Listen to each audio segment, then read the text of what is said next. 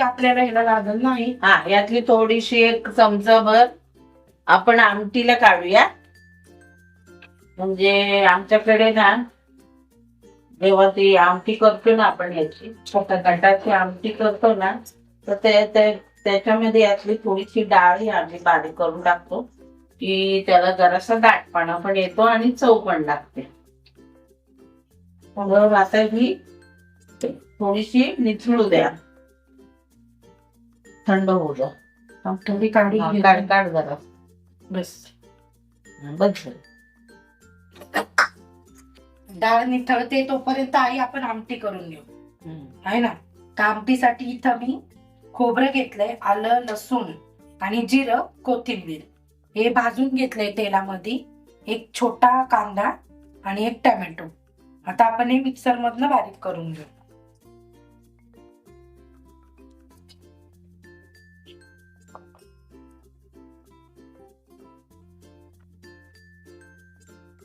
तुम्हाला हवा असेल तर तुम्ही इथं गरम मसाला पण, अख्खा गरम मसाला वापरू शकता, पण मी पावडर वापरणार आहे. तर आता हे बारीक करून घेऊ. आणि इथे आपण ही पुरणाची डाळ थोडीशी 2-3 चमचे काढून घेतली. तर आमटीला फोडणी द्यायची. इथं तेल गरम केलंय 2 चमचे, त्यामध्ये थोडंसं वाटण टाकायचं. एवढं वाटणाची गरज नाही, तर आमटी आपल्याला पातळ करायची असते.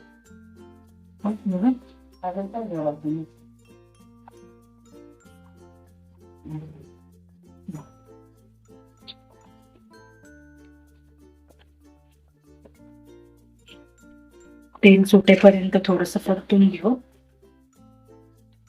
काही जण आमटी बरोबर पोळी खातात नाही, आणि आपल्या नाशिकला तर गुळवणी करतात. हो बाई, नाही आता नाही, पूर्वी करायचं, आता नाही करत. आता बघ, बरेच जण आता पोळी वगैरे तुपावर खात. नंतर थोडीशी बडीशेप पावडर, आपला हा गरम मसाला, धणे पावडर, आणि हे आपलं घरगुती जे आपण साठवणीतला मसाला, आणि थोडासा कांदा लसूण मसाला 1 चमचा. आणि आमटी कशी जरा तिखट झणझणीतच चांगली लागते, आणि पातळच चांगली ते. आणि आपण डाळ टाकणार आहे ना,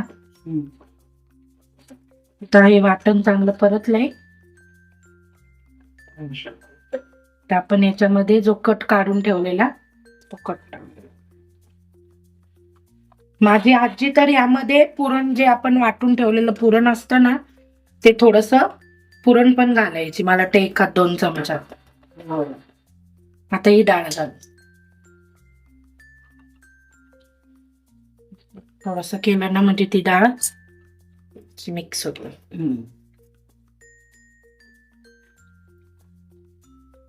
हे घट्ट आहे भरपूर अजून, तर अजून 1 ग्लास पाणी टाकलंय.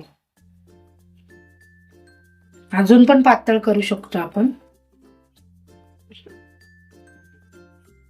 पण मला वाटतं बस होईल.